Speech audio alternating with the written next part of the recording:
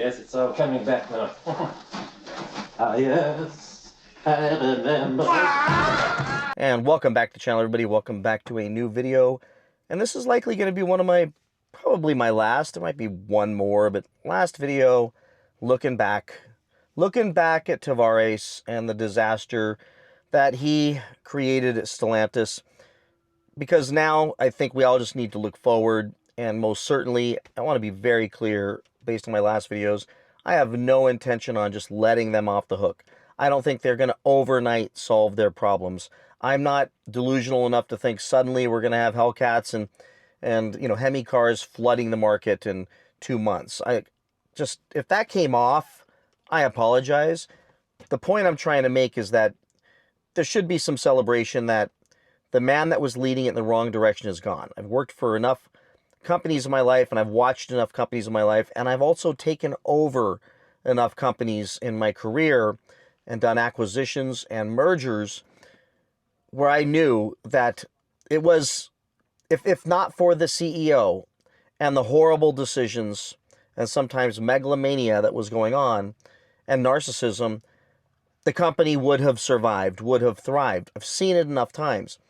And in this case, some of you were saying in the comments that you can't just blame one man, it's everybody has to get blamed. No, I'm sorry, especially these huge companies, you've got one guy at the top that has a vision, and he's got the board behind him, and he's got the power. And from him down, understand, he could fire anybody from him down, and he's got the board on his side.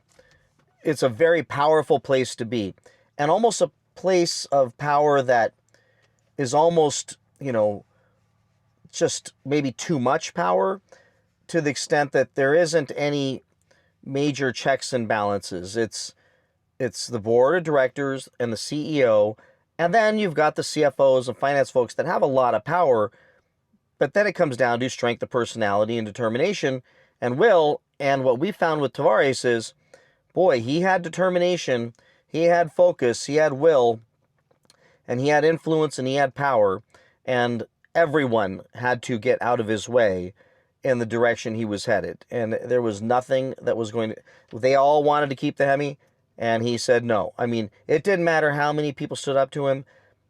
That was the answer. Nope, we're going in this direction. To the extent that when finally some of the larger, more influential leaders in the company started to speak up, we started to find ourselves reading article after article about this guy's retiring, Tim. That guy is retiring. This guy is going to spend more time with his family. We started seeing all kinds of bosses get ejected from the company under the guise that they were going to retire, take some time off, blah, blah, blah. Then we watched the shuffling of bosses, which between the shuffling and the eliminating and then the mass layoffs, you want to talk about a culture of fear when everyone in the company from the top down is terrified that Tavares is going to wipe them out. That's something. And when you see also additionally behaviors like, you can't buy a coffee machine. No, we can't spend a nickel here and a nickel there. And not only can we not do that, since you asked, you're laid off. Everyone in the company starts to go, well, if we don't go with the program, we're going to be unemployed. And at that point, it's primal. It's everybody just trying to survive, and it's just trying to save their own asses. And that creates a very, very, very difficult place to work, and a place that the CEO ends up with so much power that what we have witnessed takes place. But he spoke out. Tavares spoke out. And this article shares that he says, I'll just read this, but he says, the move was amicable. It was mutual between Elkin and Tavares. They mutually made the decision. Baloney. I mean, let's just be real. I've witnessed enough. Hell, I've been on both ends of enough of these mutual decisions to know, no, we're gonna say it's mutual, but you got to go. And that's pretty much what happened there. Mutual, no, you got to go. So, and by the way, there's no way Tavares would go in and say, I'm just going to go, and risk losing a big payout, which I'm sure he got. maybe that'll be the last video I do when we get all that information. He says amicable, and then he says, and it was necessary to safeguard the company's alignment. A company of this scale, quote, cannot function without alignment at the strategic level, he stated. Didn't I say that like a couple videos ago? If I was Tim Kuniskis, if I was any new leader, I would be working on getting alignment, because without alignment, there's a problem. And there has not been alignment there in so long because of all the people saying we need to go left and Tavares saying we need to go right, and nothing getting done properly, and it just turned into a big, huge slash fest of cutting expenses to try to achieve earnings calls or earnings expectations. It's ridiculous. Of course, he refrained from detailing the exact points of contention with the board. Insiders have suggested that disagreements over ambitious targets set by Tavares played a key role.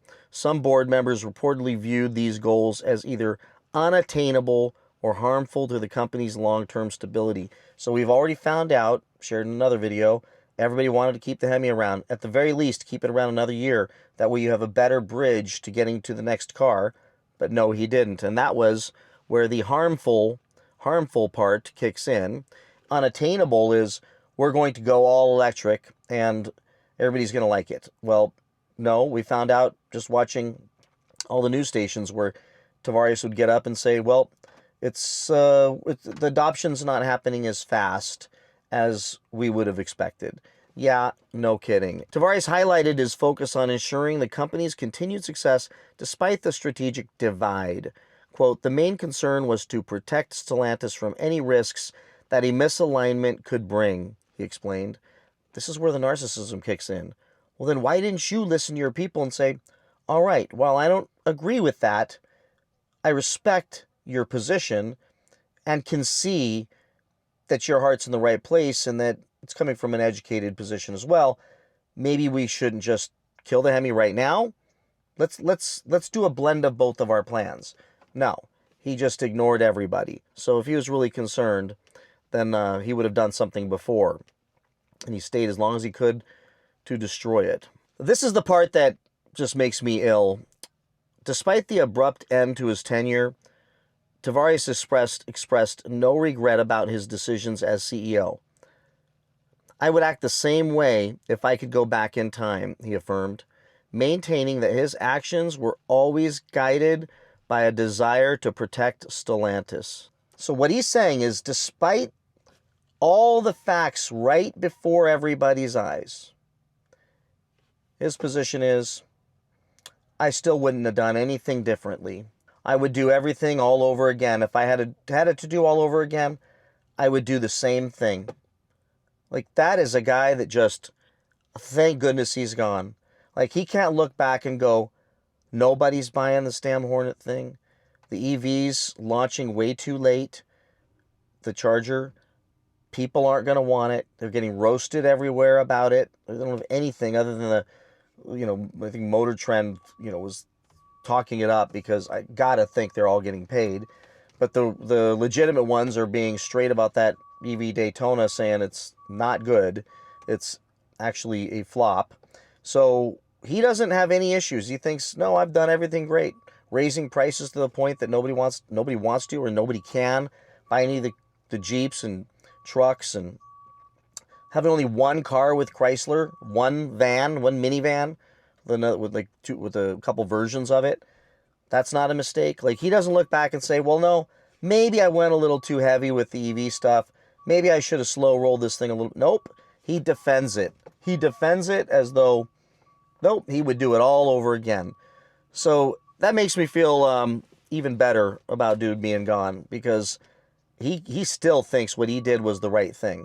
Like, still, despite all the facts out there. So I just thought I'd share that with you all. I'm not going to beat this dead horse with Tavares anymore, but I thought his bidding farewell was to just reaffirm, just to slip that in there. Nope, I still think I was right, despite all the evidence to the contrary. So with that, everybody, let me know your thoughts in the comments below. Be sure to like and subscribe, and I will see you all in the next one. Bye-bye.